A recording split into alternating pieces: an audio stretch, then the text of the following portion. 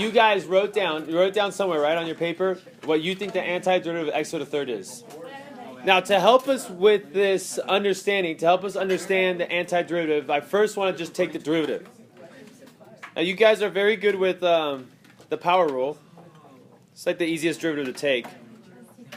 If you were to take the derivative of this, then what you would do is you would drop the n. The n would be multiplying to the x now. And then you would take 1 away from the n is your exponent. So let's write that out in words. Okay, mult expo to number. And the next thing we did was subtract 1 from expo.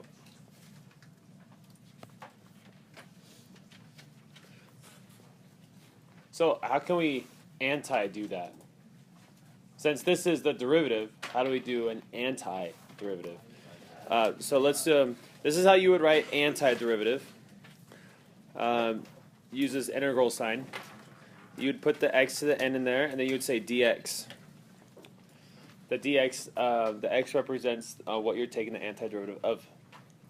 Okay. Now this one is missing lower and upper bounds, so I'm not going to put those there. This is called a indefinite integral, and whenever you see that, you know that you're taking the antiderivative. So how would you do this? Well, let's do the exact opposite of taking the derivative. All right. So what would be the first step? So for our first step, for our antiderivative, let's look at the second step. Let's undo the second step. How do you undo the second step? The second step says subtract 1 from expo. So how would you undo that? You add 1 to expo. Add 1 to expo. Okay, and then if this is undoing number 2, how do you undo number 1? What would be our second step? Divide by expo. Okay, so let's do that. So the first thing we do is we add 1 to the expo. The second thing we do is we divide by that expo.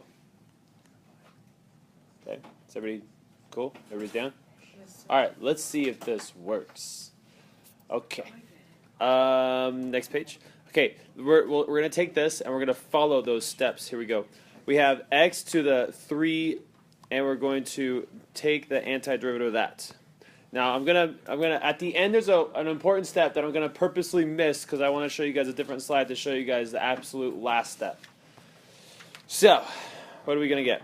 Let's add 1 to our expo and then divide it by our expo. That's the answer. That's it. Plain and simple. Now you could write this another way. You can say 1/4 x to the 4th. Now I'm missing something extremely important, but I'm not going to worry about that yet until our next slide, okay? Because I want you guys to see it and understand it. I don't want to just say, oh, you always got to do this. Okay? So let's test this. If the antiderivative of this is that means the derivative of this should equal, is that right? No. Should equal x to the 3rd. So let's take the derivative of this. d over dx. 4 times 1 over 4. Then we have x to the 4 minus 1. 4 times 1/4 is 1. And then you have x to the 3rd. Hey, we win. Okay, we get back to x to the 3rd. So we're doing the antiderivative correctly. All right, now I want you to take the derivative of each of these and write them down. Go. Okay, so you should have noticed something. What did you notice? They are all of these are equal to 3x squared when I take the derivative of it. But when you look at these, they all kind of look different. But what is the only thing that's different between them? The constant. Constants don't matter when you take derivatives because the derivative of the constant is 0. If you ever graph a constant, the slope of it is 0. So, what does that mean for taking the antiderivative? See, check this out. If I took the antiderivative of this, let's see, integral 3x to the second power dx. Let's see what we get. We would first add 1 to the exponent, and then we would divide by that number, right? Okay, so what do I finally get? See, the 3's will divide, they go away, and I'm left with x to the third power.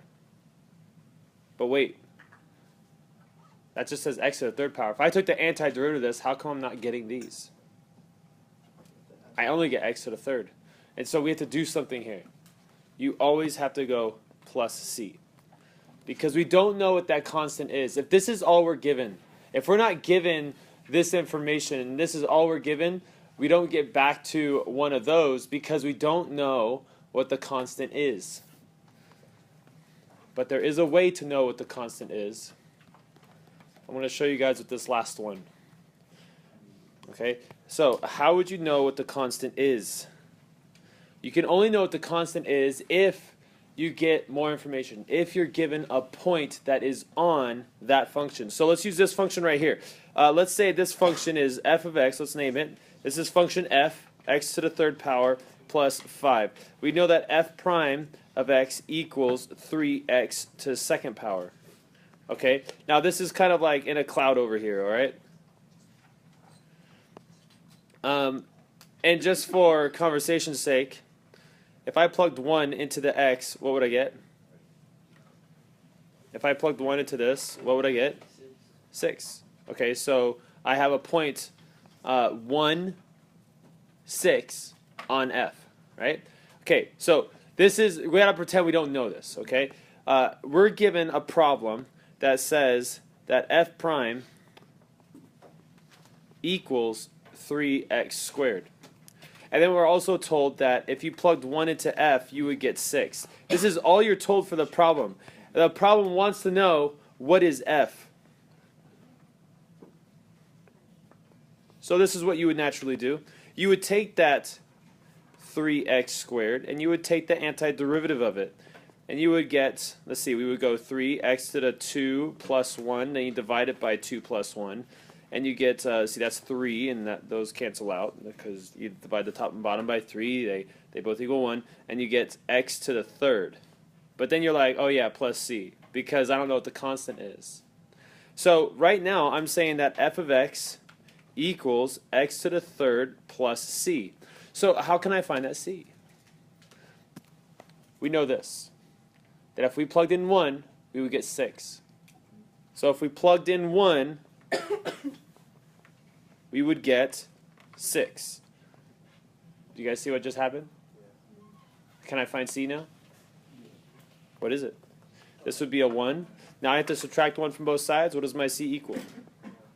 It equals 5, which is exactly what we want. We want x to the third plus 5. So instead of writing plus c now, you can write plus 5. Your final answer would be f of x equals not just x to the third, but now you can put 5 in for the c, and that would be your answer. So here's back to this guy. This right here is the same problem that we just did, but it has a context. This says a particle moves along an x-axis with a velocity bleh. This is your f prime, people. Here, let's rewrite it the way you're used to seeing it, what you just saw. You saw f prime of x equals 6t squared minus t. And then it says find the particle's position s, assuming that s is s of 2 equals 4. Now that s is your f. Okay, so we got f of 2 equals 4. Here's a side note. If you have s and you take the derivative of s, you get v. If you took the derivative of v, then you get a. This stands for position, this stands for velocity, and this stands for acceleration. I don't like the s for position, but I normally like p, but a lot of these problems are using s. So s is your f, v is your f prime, and then a is your f double prime. Okay, that's a side note. So, over here, it says find the particle's position, s of t. Okay, so that's a function. You need to find s of t. Wait, what is s of t? Oh yeah, it's f of x. We're trying to find f of x, the function of its position. So we're going to do everything that we just learned. Here we go. We have the integral of 6t squared minus t dt. What we get is, what is that? 6t 2 plus 1 divided by 2 plus 1. Oh, then we got this guy right here. Minus t raised to the 1 plus 1, and then divided by 1 plus 1. 1 plus 1 is 2, and this is 3. So let's simplify things. This would be 2t to the third power, because 6 divided by 3 is 2, and 2 plus 1 is 3. And then this one is minus t to the second power divided by 2. Or you could have written it with a 1/2 in front of it. Plus c. So this is what I have as f of x. So how am I going to find the c? This is when you use this. If I were to plug in 2 right here, then this right here would be a 4. And then this would be a 2 in there, and this would be a... Oh, did I say f of x? I should have said f of t right there. Sorry about that. And I put a 2 in right there. So let's do that. What is 2 raised to the third power? That's 8 times 2 is 16. Minus... Then we have 2 raised to the second power. That's 4 times 1/2 is 2 plus c, and this equals 4. Let's see. Let's move everything to the other side to get to c alone. We have 14 from these, and if I subtract that to the other side, c is going to equal, man, I'm running out of space, c is equaling negative 10. So what's my final answer? Let's write this right here with the 10, negative 10 up here. We got f of x, no, I'm sorry, f of t equals 2t to the third minus 1/2 t squared minus 10. There's your position formula. Actually, let's put an s right here just because that's the way the problem asks for it.